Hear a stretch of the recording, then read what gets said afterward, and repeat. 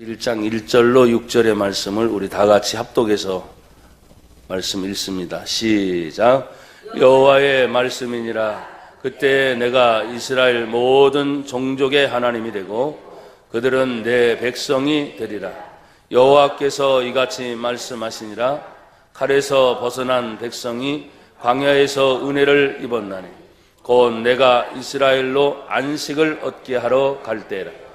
옛적에 여호와께서 나에게 나타나사 내가 영원한 사랑으로 너를 사랑하기에 인자함으로 너를 이끌었다 하였노라. 처녀 이스라엘아, 내가 다시 너를 세우리니 내가 세움을 입을 것이요 내가 다시 소고를 들고 즐거워하는 자들과 함께 춤추며 나오리라. 내가 다시 사마리아 산들에 포도나무를 심되 심는 자가 그 열매를 따기 시작하리라. 에브라임 산 위에서 파수꾼이 외치는 날이 있을 것이다. 이르기를 너희는 일어나라. 우리가 시온에 올라가서 우리 하나님 여호와께로 나아가자 하리라. 아멘. 6절의 말씀만 더 합독해서 한 번 더 읽습니다. 6절 시작. 에브라임 산 위에서 파수꾼이 외치는 날이 있을 것이라. 이르기를 너희는 일어나라. 우리가 시온에 올라가서 우리 하나님 여호와께로 나아가자 하리라. 아멘. 할렐루야. 6절 앞부분에 보면 파수꾼이 외치는 날이 있을 것이다 그랬어요. 그래서 저는 될 수 있으면 성경 본문 안에서 설교 제목을 찾아내기 때문에 오늘 6절 중에 파수꾼이 외치는 날이라는 말씀으로 같이 은혜를 나누고자 합니다. 예레미야 선지자는 구약 성경 중에 등장하고 있는 대선지자 중에 한 사람으로서 오늘 예레미야 1장 2절에 보면 아몬의 아들 유다 왕 요시야가 다스린 지 13년에 여호와의 말씀이 예레미야에게 임하였고 3절을 보면 요시야의 아들 유다의 왕 여호와김 시대부터 요시야의 아들 유다의 왕 시드기야의 11년 말까지 곧 5월에 예루살렘이 사로잡혀 가기까지 임하니라. 구체적으로 이 예레미야가 대선지자로서 활동한 기간이 나와요. 그래서 그 기간을 계산해 보면 무려 40년 동안이나 하나님의 귀한 말씀을 전하는 선지자로 사역을 하게 됩니다.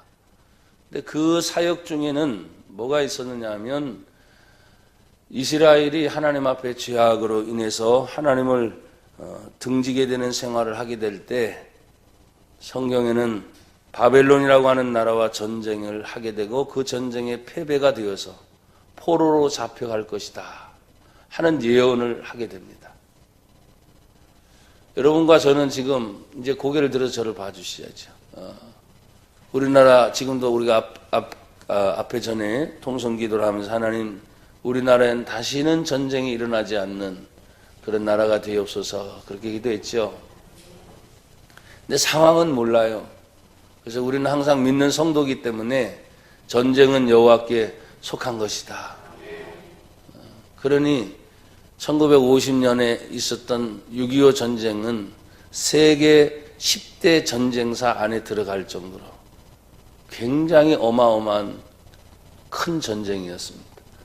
저도 전쟁을 겪은 시대 사람은 아니지만 역사를 찾아보고 그 당시의 피해 상황을 찾아보면 이건 너무너무 끔찍할 정도로 세계 모든 사람들이 그 당시에 전쟁이 끝나고 나서 대한민국이라는 나라는 다시는 세워질 수 없을 만큼 재기 불가능. 근데 여러분 보십시오. 재기 불가능이 아니라 기적을 이룬 나라가 됐어요. 할렐루야. 기적을 이룬 나라. 근데 그 기적 속에는 역사를 찾아보면 마지막 부산만 남아있는 그 상황에서 낙동강 전투에 만약에 거기서 그 전선만 무너지게 되면 우리나라는 말 그대로 공산주의가 되는 그 시점에 그때 일어났던 운동이 뭐냐면 한번 따라하세요. 기도운동. 그래서 교회마다 사람들이 피난민이 많으니까 집집마다 못 들어가니까 여러분 잘 아시는 것처럼 넓은 학교 같은 곳에 집단 생활을 하고 있을 때가 많았어요. 갈 곳이 없잖아요. 사람들이 막 밀려드니까. 그래서 이승만 대통령이 요구를 했습니다. 교회 앞에, 주의 종들 앞에 기도해야 우리가 살아날 수 있습니다. 그래서 주의 종들이 교회에서 아니면 학교에서 모여서 기도 운동을 하게 되는데 놀랍도록 하나님께서 이 나라를 어쨌든 인천 상륙작전이라고 하는 메가더 장군의 그 전쟁 승리가 없었으면 안 되는 거죠. 저는 가끔씩 다른 곳에 가면서 이런 얘기를 합니다. 5,000분의 1 확률. 그것은 불가능하다는 얘기죠. 가능케 하신 분이 하나님이라고 그 전쟁을 지휘했던 메가더 장군이 스스로 이 전쟁은 인간의 힘으로 이길 수가 없고 하나님이 도와주셔서 이겼습니다. 그런 거예요. 불가능을 가능케 하게 하신 하나님. 우리나라의 힘으로는 도저히 해결할 수 없는 것을 유엔이라고 하는 나라를 통해서, 나라들을 통해서 무슨 관계가 있어요? 우리나라하고 무슨 관계? 그 젊은이들이 세계 각국에 와서 수만 명이 우리나라 지켜주기 위해서 죽음을 이 땅 먼 타국에서 죽었단 말이에요. 그렇게 지켜진 나라가 민주주의 꽃이 피었게. 사랑하는 여러분, 우리가 이 예레미야가 하나님 앞에서 전쟁이 일어나서 전쟁이 이길 것에 대한 예언이 아니라 패망할 것에 대한 예언을 하는데 방법은 하나입니다. 다시 여러분 하나님께 회개하고 돌아오십시오. 근데 왕부터 시작해서 모든 백성들이 심지어는 종교적으로도 타락을 해서 그 선지자의 말을 누구 하나 귀담아 듣는 사람이 없어요. 그러니까 예레미야는 눈물만 나는 거예요. 눈물만. 내 말을 들어줄 사람은 없지. 그 말을 들어줄 뿐만 아니라 모든 사람들이 자기를 등 돌리고 있는 걸 생각하면 심지어 복음을 전하다가 감옥에 갇히기도 하고 그런 세월을 눈물을 머금고 가게 돼요. 여러분, 그렇지만 그 아픔 뒤에 하나님은 언제나 우리에게 희망을 주시는 하나님이세요. 내가 너희를 향한 생각은 재앙이 아니라 너에게 희망을 주는 것이다. 그런 언지를 누차 말씀을 하는 거예요. 그렇지만 깨닫고 나서야 돌아오는 그런 경향이 많지요. 오늘 본문 우리가 읽은 31장은 바로 그 내용 중에 하나입니다. 하나님이 예레미야 선지자를 통해서 계속 재앙의 선포가 있습니다. 깨달으라, 하나님께로 돌아와라, 회개의 선포가 있습니다. 그냥 돌아오지 않는 거예요. 그래서 그런 아픔을 겪는 거예요. 그래서 아픔을 겪고 난 다음에 하나님의 메시지는 뭐냐면 그대로 내버려 두시는 하나님이 아니고, 따라하십시다. 회복하시는 하나님, 고쳐주시는 하나님. 내가 너희를 때렸지만 다시 그 때리는 것이 본질이 아니고 깨닫지 못하니까 때려서 상처가 난 부모가 그걸 보면서 때리고 난 다음에 상처 난 걸 보면 얼마나 가슴이 아파요. 여러분, 억장이 무너진다는 말을 하지요. 때리기 전에 좀 깨달았으면 얼마나 좋겠어요. 근데 그러지 못하니까 고치어 싸매어 주실 것이다. 너의 슬픔의 눈물을 닦아 주실 것이다. 그러니까 그 전은 일이 생기기 전엔 사람들이 몰라요. 일이 생기고 난 다음에 뒤늦게 깨닫게 되니까 이것이 성경에 계속 반복되는 사건이에요. 제가 누차 여러분에게 말씀을 드렸습니다. 좋을 때 좋은 건 누구든 못해요. 다 할 수 있지. 근데 아플 때, 힘들 때, 여러분이 말하는 괴로울 때, 또 어려울 때, 그때를 잘 이겨낼 수 있는 그런 은혜가 오늘 말씀을 통해서 여러분에게 있기를 주의 이름으로 축복합니다. 30장은 포로로 잡혀갔던 백성들을 다시 돌아오게 될 것에 대해서 얘기를 하고 있어요. 그리고 31장은 다시 돌아온 백성들을 어떻게 할 것인가. 내버려 두면 안 되잖아요. 황폐해졌으니까. 다 무너졌으니까. 그럼 어떻게 해야 됩니까? 재건해야 되지. 다시 세워야 되지. 그래서 하나님이 우리에게 약속을 맺는 거예요. 그 첫 번째가 뭐냐? 나는 너의 하나님이 되고 너는 내 백성이 될 것이다. 내 백성. 그럼 여러분 보십시오. 오늘 본문 31장에 1절에 여호와의 말씀이니라. 그때 내가 이스라엘 모든 종족의 하나님이 되고 그들은 내 백성이 되리라. 그 백성이 될 수 있는 자격이 과연 무엇일까 해보는 거예요. 생각을 해보죠. 예레미야에 있는 말씀에서만 찾아볼게요. 예레미야 11장 4절을 한번 보세요. 예레미야 본문 예레미야 11장 4절.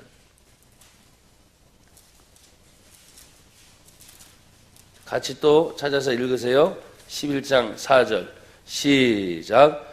이 언약은 내가 너희 조상들을 쇠풀무 애굽 땅에서 이끌어내는 날에 그들에게 명령한 것이라. 곧 내가 이르기를 너희는 내 목소리를 순종하고 나의 모든 명령을 따라 행하라. 그리하면 너희는 내 백성이 되겠고 나는 너희의 하나님이 되리라. 아멘. 11장 1절에 보니까 여호와께로부터 예레미야에게 임한 말씀이라. 이르시되 2절 너희는 이 언약의 말을 듣고 유다인과 예루살렘 주민에게 말하라. 3절에 그들에게 이르기를 이스라엘의 하나님 여호와께서 이와 같이 말씀하시되 이 언약의 말을 따르지 않는 자는 저주를 받을 것이다. 이 언약은 내가 너희 조상들을 쇠풀무 애굽 땅에서 이끌어내던 날에 그들에게 명령한 것이다. 곧 내가 이르기를 너희는 내 목소리를 순종하고 나의 모든 명령을 따라 행하라. 그리하면 너희는 뭐가 되고 내 백성이 되고 나는 너희의 하나님이 되리라. 내 백성에게 가장 중요한 것이 있습니다. 하나님이 뭘 맺었어요? 언약을 맺으신 거예요. 언약 백성이라 그러죠. 그래서 언약 백성. 약속을 하나님이 맺어주셨다는 거예요. 그것이 언제부터? 출애굽 이전부터 하나님이 바로 이 약속을 계속 지금 지키고 있는 거예요. 여러분, 나와 여러분들이 하나님을 믿을 만한 것이 있습니다. 그건 뭐냐면 하나님이 한 번 약속하신 것은 반드시 뭐 하십니까? 지키신다. 그 언약 때문에 내가 너의 하나님이 되고 너는 내 백성이 되리라. 하나님이 지키시는 그 언약. 우리 사람들과 사람들 만날 때도 사람들이 약속을 합니다. 근데 이 약속을 지키면 신뢰감이 있죠. 그런 약속을 지키지 못하면 어떻습니까? 한 번, 그래, 뭐가 잘못됐겠지. 2번, 그래, 실수했겠지. 3번, 뭐라고 얘기해줘야 돼요. 사람들은 자꾸 약속을 파기할 때가 많아요. 그러나 우리 하나님은 이 언약 때문에 단 한 번도 그 언약을 지키지 않는 분이 아니시다. 그것의 배경이에요.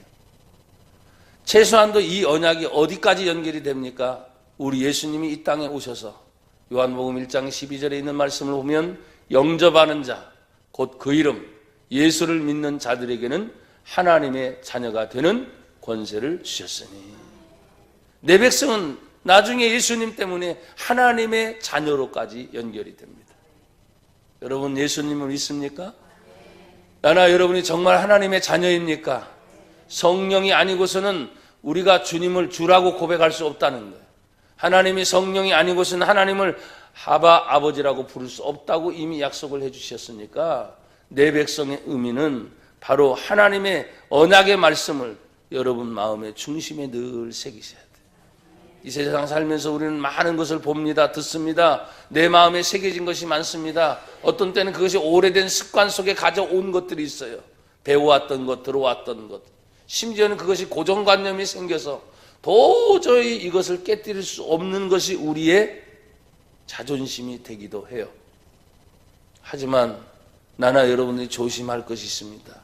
세상으로부터 들은 것들, 내가 가지고 있는 이 고정관념을 하나님의 말씀으로 깨뜨리시길 바라요. 굉장히 무서운 거거든요. 그것이 10년, 20년, 30년, 어떤 때는 아무리 뜯어 고치려고 해도 말이죠. 한 번 강물이 계속 흐른 대로만 가요. 흐른 대로만. 그 강물이 만약 줄어들려요. 이 강폭이 줄어들잖아요. 그럼 물이 마를 때까지 계속 계속 그 자리는 그 자리만 갑니다. 그게 물길이라는 거예요. 근데 이 물길을 바뀔 수 있는 유일한 방법이 있어요. 그것은 어느 날 갑자기 큰 폭우가 내려가지고 물길을 확 바꿔놔야 됩니다. 그러면 예전에 흘렀던 그 길이 아니에요. 다른 길이 생기게 됩니다. 근데 그게 얼마나 무서운지 알잖아요. 사람들은 두려워해요. 우리가 하나님 앞에서 변화된다. 하나님의 성령이 우리에게 임하실 때 그 성령의 강력한 은혜가 여러분 우리의 마음을 조금 이렇게 기분 좋게 하고 또 상황을 조금 바꿔놓고 다시 원위치로 시키는 것이 여러분 하나님의 성령의 은혜라고 착각하지 마세요. 올해 표어가 누구든지 그리스도 안에 있으면 새로운 피조물이라. 이전 것은 지나갔으니 보라 새 것이 되었도다. 고린도서 5장 17절을 우리가 계속 여러분이 같이 얘기했어요. 과연 우리가 얼마만큼 변화됐습니까? 우리의 생각이 얼마만큼 바뀌었어요? 우리의 마음가짐이 얼마만큼 바뀌었어요? 어떻게 보면 늘 거기서 그 자리에 머물러 있을 때가 많아요. 다람쥐 쳇바퀴 돌듯이. 가면 학생들은 학교 갔다가 집에 갔다가 학원 갔다가 다시 교회 오는 날 교회 왔다. 일반 사람들도 마찬가지죠. 직장 생활을 하러 갔다가 만나는 사람들 수없이 거의 비슷한 환경 속에서 만나고 그리고 집에 왔다가 주일날 교회 오는 날 교회 왔다. 이 패턴이 거의 같으니까 어떤 새로운 변화를 맛볼 수 있는 그런 시스템 자체가 우리에게는 없어요. 근데 그것을 변화시킬 수 있는 유일한 시간들이 있습니다. 그것이 바로 뭡니까? 그때마다 예배인 거예요. 예배를 통해서 하나님 말씀을 들을 때마다 다시 정신이 차려지는 거예요. 근데 나는 말씀을 드렸어요. 일주일에 한 번 주일 예배를 드려서 이 주일 예배로 일주일을 어떻게 견뎌낼 수 있을까? 그 일주일을 하나님의 말씀 가지고 내 삶이 어떻게 변화될 수 있을까?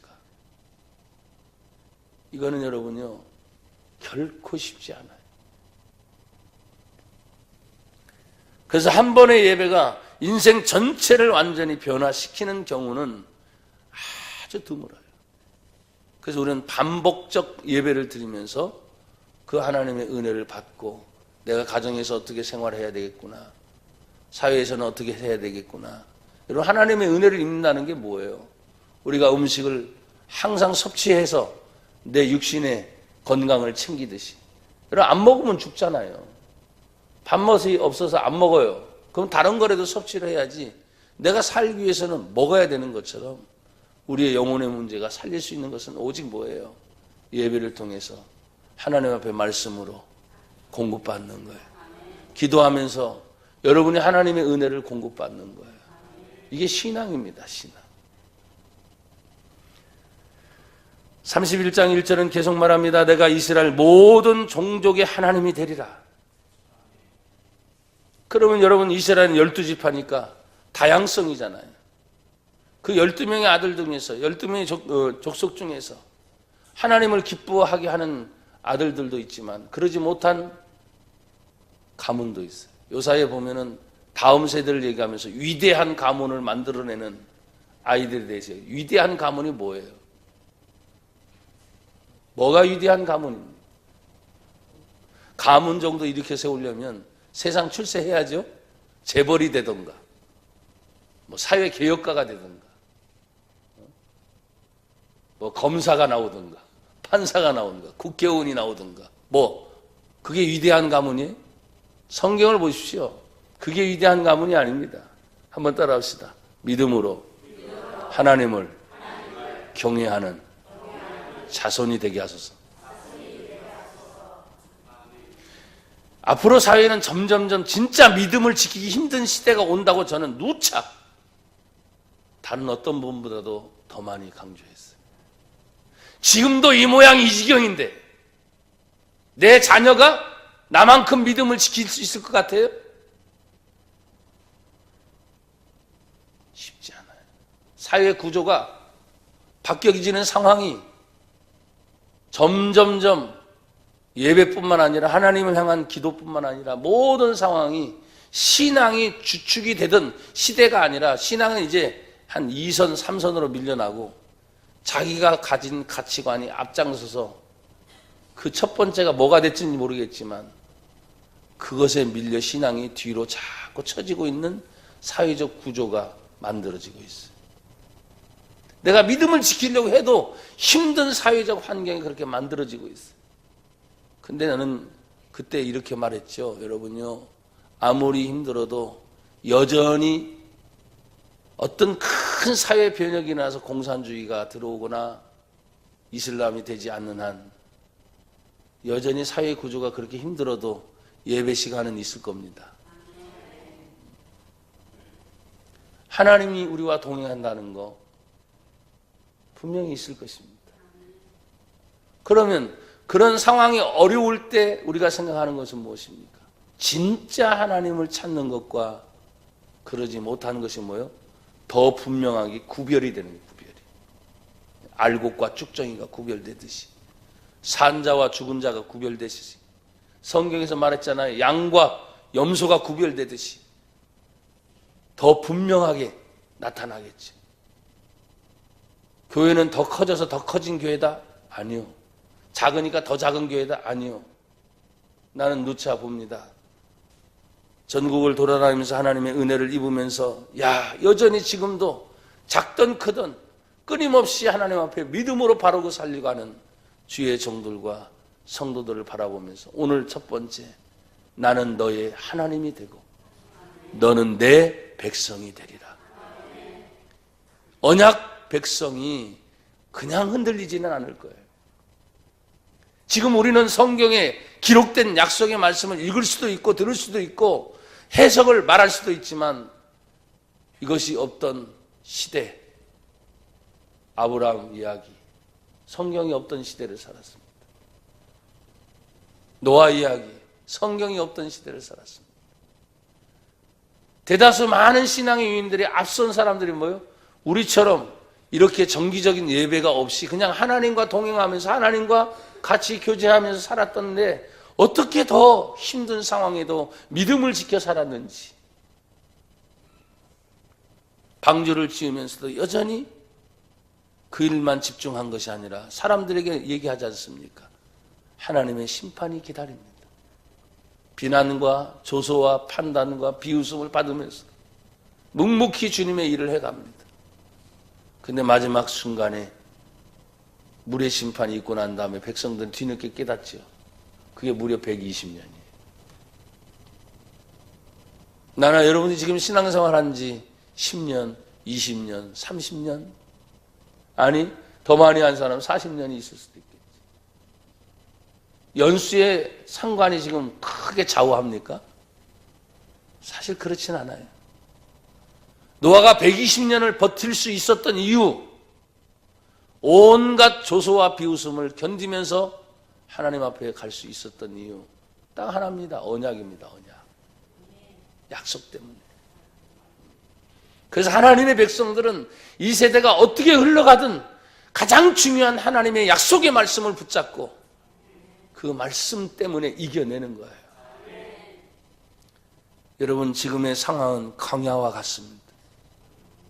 우리나라가 정치적으로 경제적으로 굉장히 잘 사는 것 같아도 여전히 빈부의 격차는 가면 갈수록 점점점 벌어질 겁니다. 있는 자는 더 많이 있어지게 될 것이고 없는 자는 더 많이 힘들어지는 시대가 오게 될 거예요. 내가 우리 성도들을 보면서도 느낍니다. 그리고 서울을 왔다 갔다 하고 심지어는 수없이 많은 사람들을 만나면서 수백억 얘기를 합니다. 몇십억 얘기를 합니다. 지난주, 지지난주 만난 사람들 다 그런 사람들. 다시 우리 교회 오면 단돈 몇백만 원 때문에 가슴 아파하고 힘들어하는 사람들을 보면 어떻게 수백억과 몇십만 원, 몇백만 원이 없어가지고 힘든 그런 시대를 보면서 이게 돈이 전부인가 정말. 크고 작은 것은 어떻습니까? 많은 것을 가지고 안 가진 것은 또 어떻습니까? 그렇게 따진다면요 너무 비참한 거예요. 너무 가슴 아픈 거예요. 사랑하는 여러분, 광야는 부자인 사람도 광야요, 가진 사람도 광야예요. 가난한 사람도 광야고, 또 죄송하지만 못 가진 사람도 광야예요. 광야라는 자체가 외로움이에요. 쓸쓸함이에요. 황무지예요. 어느 누구도 알아둘 수 없는 그런 것이 광야예요. 근데 놀랍지 않습니까? 이 광야가 말이죠, 나중에 신약 성경에 딱 가게 되면 세례 요한이라는 사람이 등장하면서 세례 요한을 향해서 이사야 선지자가 예언한 말씀을 그대로 얘기합니다. 광야에 외치는 소리가 있을 것이다. 그 광야에서 뭐가 외쳐집니까? 주님의 오심이, 주님의 길을 예비하라고, 우리 예수님 다시 오신다고, 세상의 소망이요, 세상의 구원이요, 세상의 생명이요, 아들이 있는 자에겐 생명이 있고 아들이 없는 자에겐 생명이 없느니라. 영원한 영생을 말할 수 있는 길이 광야에서부터 외쳐지는 거예요. 여러분의 마음이 어떤 때는 광야 같습니까?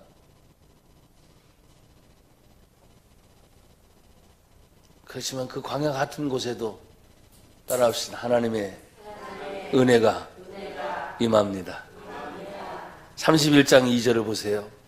여호와께서 이같이 말씀하시니 칼에서 벗어난 백성이 어디에서 뭘 입었나니? 할렐루야. 그렇구나. 광야에도 은혜가 임하는구나. 외롭다고 말하지 말라고 자꾸. 힘들고 어려워요. 환경이 광야 같아요. 갈급해요. 모든 것이 황무지 같아요. 사막 같아요. 죽는 거지요. 그렇지 않아요? 그런데 하나님이 그 광야에서도 은혜를 입게 만들었다는 거예요. 왜? 성경은 말합니다. 앞에 언약이 있기 때문에. 그 언약의 두 번째는 뭐냐면 안식을 우리에게 주신다는 거예요. 여러분, 위로가 없었으면, 격려가 없었으면, 내 나름대로 힘들어 어려워 괴로워 죽겠다고 말했는데 쉼이라도 조금이라도 없었으면 여러분 견뎠겠어요? 못 견뎠겠죠. 여러분, 우리가 살면서 말이죠, 참 이 집이라는 게 좋아요. 그렇죠? 티격태격 싸우면서 집에 가서는 또 편히 자잖아요. 근데 외지 가서는 잠 잘 못 자요.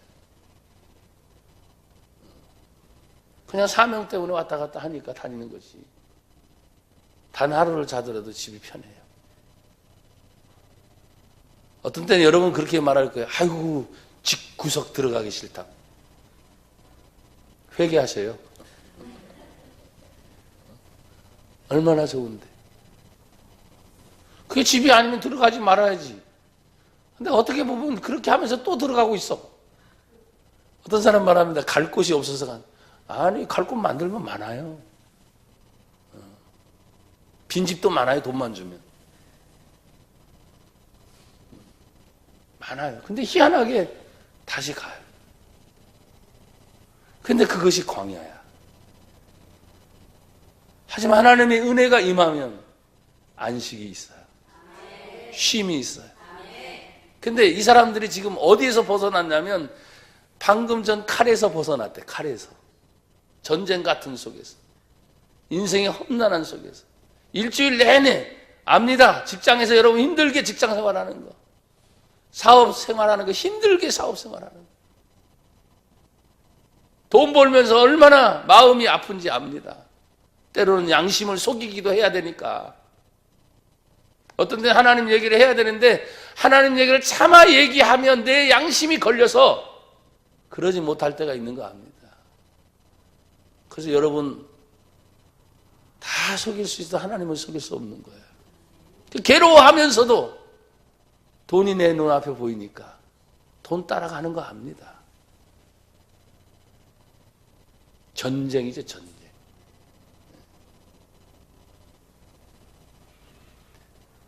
칼에서 벗어난 백성이 광야 같은 곳에서도. 그럼 아까 언약이 뭐예요? 이스라엘 백성이 출애굽을 하게 될 때 먼 가나안 땅을 향해 갈 때는 과정이 광야라는 것을 거칠 수밖에 없어요. 어느 누구든 그 과정을 다 거쳐야 돼요. 칼은 위험이죠. 심지어는 죽을 수도 있습니다. 나는 여러분에게 간접 부활을 늘 경험하고 있다. 괴로워서 죽겠다. 힘들어서 죽겠다. 어려워서 죽겠다. 그렇죠? 어떤 때는 돈이 없어서 죽겠다. 또 몸이 아프니까 아파서 죽겠다. 심지어는 정신없어 죽겠다. 그런 말들을 수없이 해요. 근데 죽지 않고 계속 사는 거야. 할렐루야지. 그렇게 수없이 죽었다는 얘기 했는데 보면 죽지 않고 살고 있는 거야. 그래서 여러분, 자살이라는 말을 거꾸로 한자만 바꿔서 돌려도 자살이 아니라 살자가 된다. 죽는 게 아니고 사는 거예요. 칼에서 벗어난 백성들이 도망쳐 피했는데 광야였어요. 어느 누구의 위로를 받을 수 없는 것 같은 그 환경에도 하나님의 은혜가 그 위에 부어지게 되면 광야에서도 은혜를 입을 수 있어요. 사랑하는 여러분, 왜 이렇게 하나님이 내버려 두지 않습니까? 그것은 언약의 출발이라 그랬잖아요. 하나님의 존재 자체가 뭐냐? 사랑이시기 때문에. 사랑하기 때문에. 31장 3절에 보면 옛적에 여호와께서 나에게 나타나사 내가 어떤 사랑으로? 영원한 사랑으로 너를 어떻게 했어요?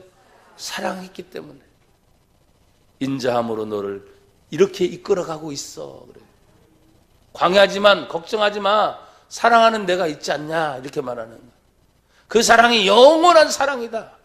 내가 한번 책임지면 너를 끝까지 책임지고 영생까지 책임져 주는 분이 바로 우리 하나님이세요.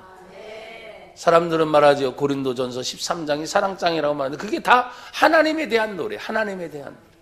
일반 사람들은 어떤 때 과거에 유행가처럼 사랑은 언제나 오래 참고, 유행가 가사처럼 사회에서도 굉장히 많이 불러진 노래죠.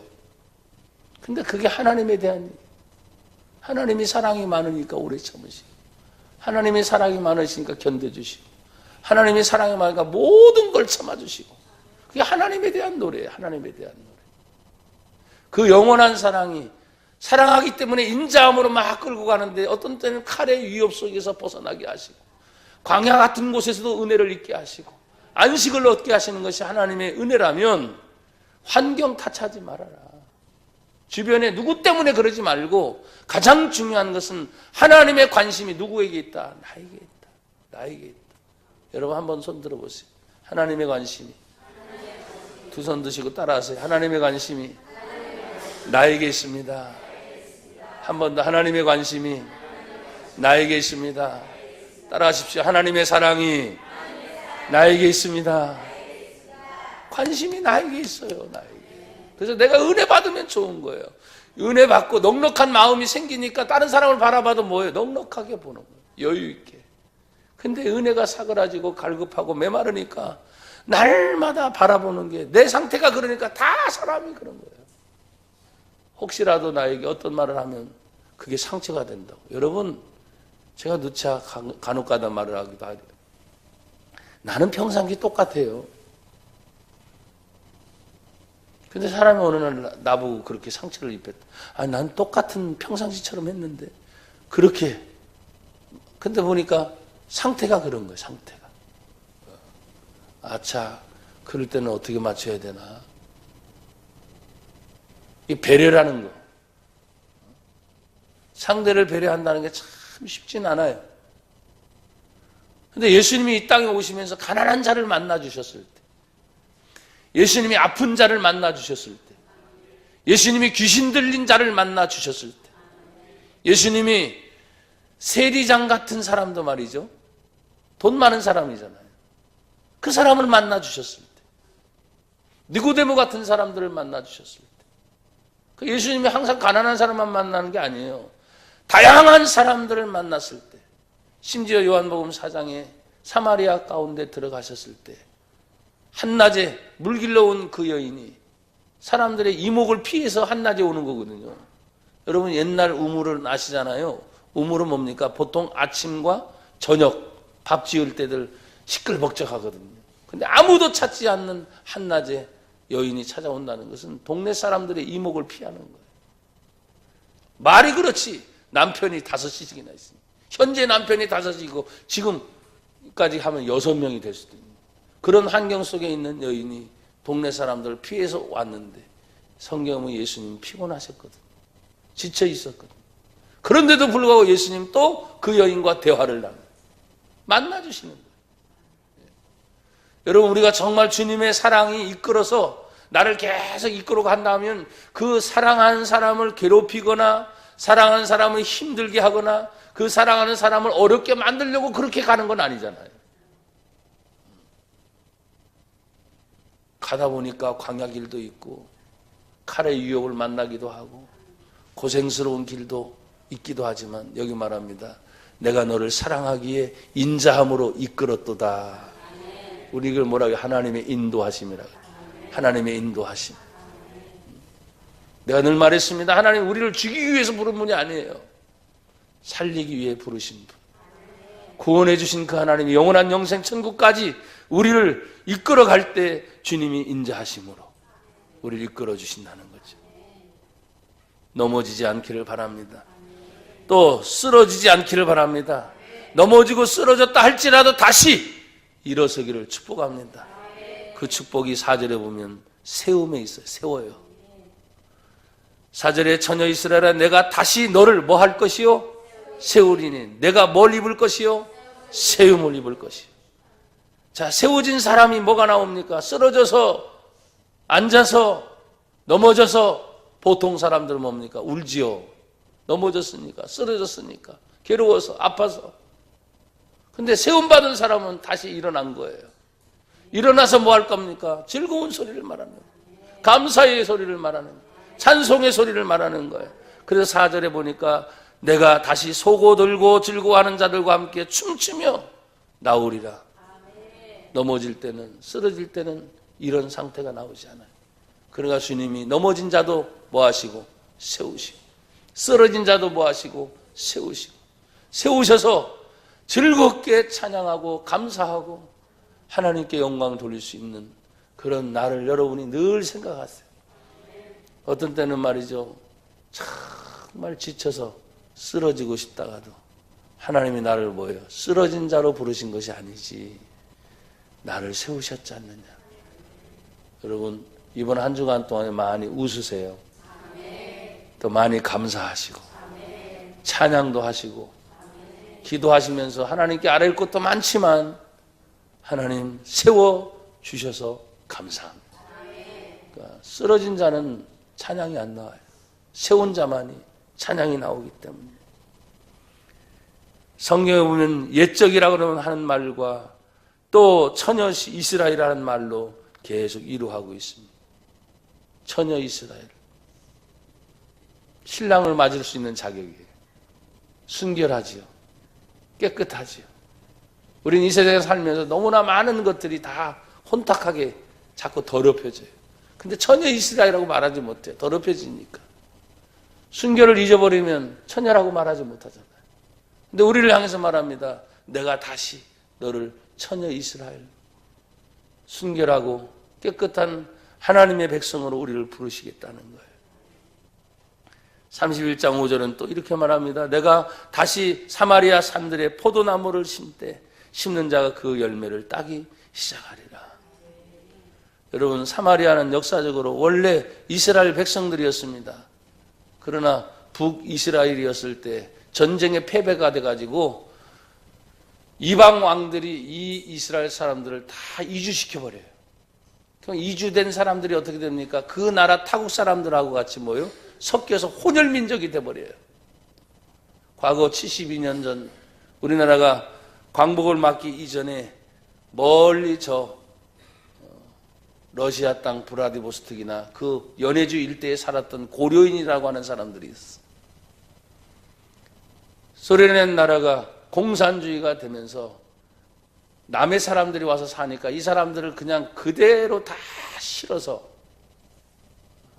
중앙아시아, 카자흐스탄까지 심지어는 그 주변에 있는 사람들까지도 그 먼 시베리아 횡단 열차를 타고 와서 빈손으로 그냥 다 강제 이주를 시켰어요. 그래서 그 추운 나라 땅에서 살려고 몸부림치다가 말 그대로 집도 져준 게 아니에요. 맨손으로 일구원에서 지금도 고려인의 후손들이 살고 있어요. 그게 약자의 서름이에요. 어느 누구 하나 일제 치하에 있었던 그 사람들을 돌아보지 못했어요. 제가 카자흐스탄에 갔을 때 그런 고려인들의 후예를 보면서 야, 생명이 참 질기긴 질기구나. 추운 겨울에 병들어 죽어간 사람들도 많았습니다. 근데 그걸 견뎌내고 이긴 사람들이 우리의 후예라고 거기서 예수를 믿는 사람들을 만났을 때 감격스러워요, 안 감격스러워요? 감격스럽죠. 그렇습니다.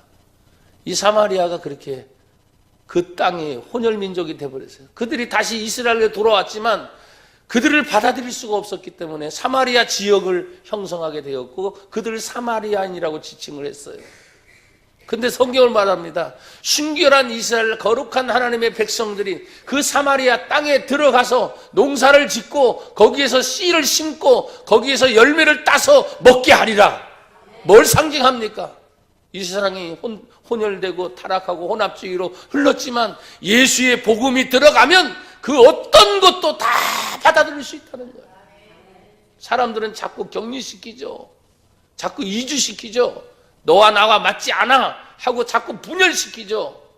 대립시키죠. 또 싸움을 갖게 하지요. 그러나 그렇지 않습니다. 하나님의 회복은 세운 이스라엘 백성들을 통해서 이스라엘 백성들이 뭐예요? 이미 타락했었잖아요. 이미 죄를 지었잖아요. 그런데 하나님이 회복하니까 전혀 이스라엘이라고 호칭을 다시 불러주신 겁니다. 그 백성들이 사마리아 산들에 들어가서 씨를 심고 열매를 거두게 될 때 여러분 그렇습니다. 예수가 들어가면 공산주의도 바뀌는 거예요. 예수가 들어가면 이슬람도 바뀌게 되는 거예요. 예수가 들어가면 안 될 것이 없는 거예요. 나나 여러분이 내 안에 예수님의 마음을 갖는다면 어느 누군들 못 받겠어요. 누굴 미워한다고요? 천만의 말씀. 미워하고 있는 나를 하나님 앞에 회개해야 돼. 왜? 나 같은 사람도 하나님이 사랑해 주셨는데, 나 같은 사람도 하나님이 용서해 주셨는데, 내가 뭐라고? 미워하고 원수 삼고 갈라내고 격리시키고 내 마음에 들어 안 들어 하면서 밀어내요.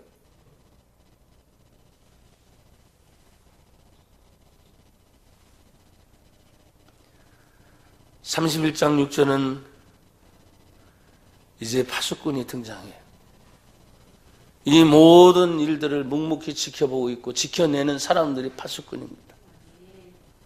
에브라임 산 위에서 파수꾼이 외치는 날이 있을 것이다 그랬어요.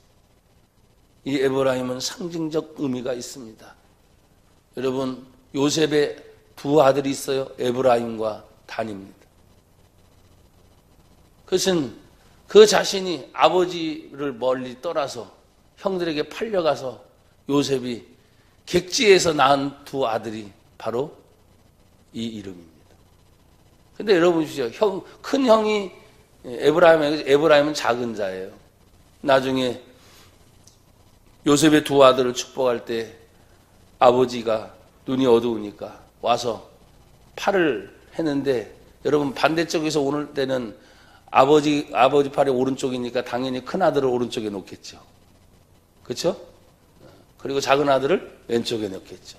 근데 희한합니다. 안 못 보는 아버지지만 하나님의 감동에서 팔이 이렇게 어긋나는. 무슨 얘기인지 아시겠죠? 그래서 에브라임에게 얘기를 해요. 그래서 요셉이 말합니다. 아버지, 손이 바뀌었습니다. 장자의 손이 가려면 오른쪽이 가야 됩니다. 그때 말합니다. 아들아, 나도 안다. 나도 알아. 그래서 에브라임의 축복이 가는 거예요. 작은 자, 큰 자가 작은 자를 섬기게 되는 것이 이미 시작이 되는 거예요. 여러분, 하나님의 축복은 큰 것만 가는 게 아니에요. 하나님의 선택에 달려 있습니다. 우리 교회가 작다고 사람들은 얘기를 해요. 요사이에 그런 소리를 듣습니다. 전영기 목사 설교가 조금씩 이제 알려지기 시작하나 봐요. 그래서 알고 봤더니 교회도 큰 줄 알았더니 교회도 되게 작대 그래요. 교회 작은 거하고 내가 설교하고 뭔 상관이 있어? 은혜 받으면 받는 거지. 그렇게 돌아다니니까 이제 그런 얘기들이 나오는 거예요. 근데 전혀 주눅들 필요 없습니다. 하나님이 가게 하시면 가는 거예요. 만약에 지금이라도 하나님의 사명이 끝났다, 너 가지 말아라 문 닫으면 나는 가려고 해도 갈 수가 없는 거예요. 사랑하는 여러분, 축복이 과연 누구에게 있습니까? 복의 근원이신 하나님에게 있습니다. 근데 그 에브라임 산지에서 하나님 파수꾼을 세우셨다. 또 하나 예를 들자면 사사 드보라가 에브라임 산지에서 탄생을 해요. 여러분이 그토록 알고 있는 사무엘 대선지자가 에브라임 출신입니다. 그래서 초대 사사 시대와 초대 이스라엘의 시대에 막대한 영향력을 미쳤던 데가 바로 에브라임 산지와 에브라임 족속입니다. 그래서 에브라임을 얘기하는 겁니다. 여러분, 우리가 시작을 할 때 모든 것이 작다 할지라도 에브라임은 형이 있고 작은 자입니다. 그런데 하나님의 축복은 작은 자를 향해 흘러가고 있었어요. 그래서 오늘 말하는 거예요. 에브라임 산 위에 파수꾼이 외치는 날이 있을 것이다. 커서 외치는 것이 아닙니다. 하나님의 축복권이 임한 그 장소에서 파수꾼들이여 입을 다물고 지켜보는 것이 아니라 입을 열어 외칠 때가 우리에게 있습니다. 여러분들도 마찬가지예요. 주님이 우리를 쓰시려고 할 때, 하나님의 사명이 내 속에서 불타오를 때, 하나님의 은혜가 내 속에서 불타오를 때, 이 불을 견디어서 어떻게 할 수 없는 것을 어떻게 합니까? 스스로 나를 태워 내가 죽든지, 아니면 이 불을 작은 사람에게 가서 태우든지, 둘 중에 하나겠죠. 초의 사명은 무엇입니까? 자기 스스로 불 밝혀 죽는 거예요. 근데 자기 혼자 죽는 게 아니에요. 불을 밝히면서 어떻게든 내 주변을 비추고 있는 거예요. 그게 죽는 게 아니지. 더 큰 불이 임하면 이 자리에 견딜 수 없어서 움직여 다니면서 불 붙이고 다니는 거지. 파수꾼이 외쳐요. 뭐라고 외칩니까? 너희는 일어나라. 우리가 시온에 올라가서 우리 하나님 여호와께로 나아가자. 시온은 하나님의 은혜의 장소입니다. 하나님께 예배를 드리는 장소입니다. 하나님을 만날 수 있는 장소입니다. 그런데 여기에 있는 모든 것들을 다 정리정돈을 해보니까 그래요.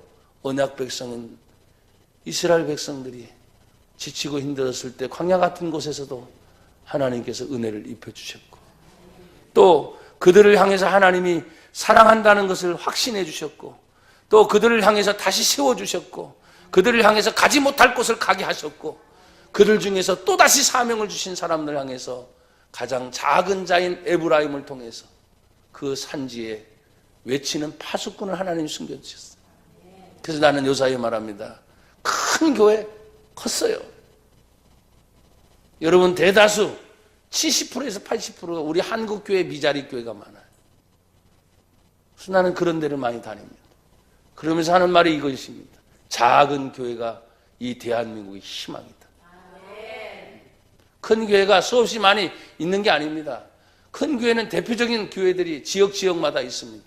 다 합해도 사실은 작은 교회에 있는 사람들을 전체보다도 못하는 거예요.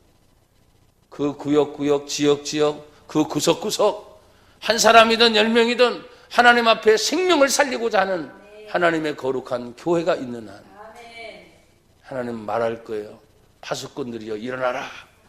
그리고 외쳐라. 너희는 일어나서 하나님 앞에 나아가서 그 하나님께 우리가 예배하고 하나님의 영광을 돌리자. 여러분에게 뭐가 있어요? 그 파수꾼의 사명이 있어요. 그래서 여러분 가정에 가든 직장에 가든 사회에 가든 어딜 가든지 여러분들의 입을 통해서 꼭 하나님은 예수를 말하게 하실 것입니다. 얘기하셔야 돼요. 그게 전도예요. 그게 전도. 사람은 전도에 은사가 임한다 그랬는데 여러분, 은사는 나중에 내 속에서 정말 예수님이 좋고 하나님의 은혜가 좋은데 말하지 않고 어떻게 견딥니까? 그거부터 시작이 되는 거예요.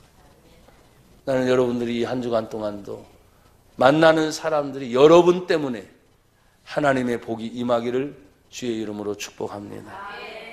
하나님 감사합니다. 주의 은혜에 감사하고 우리가 말씀 들어 다시 한번 힘을 얻어도 감사하고, 주님 파수꾼이 외치는 날 그 사명을 잘 감당하듯이 우리도 이 사명을 잘 감당하게 하옵소서.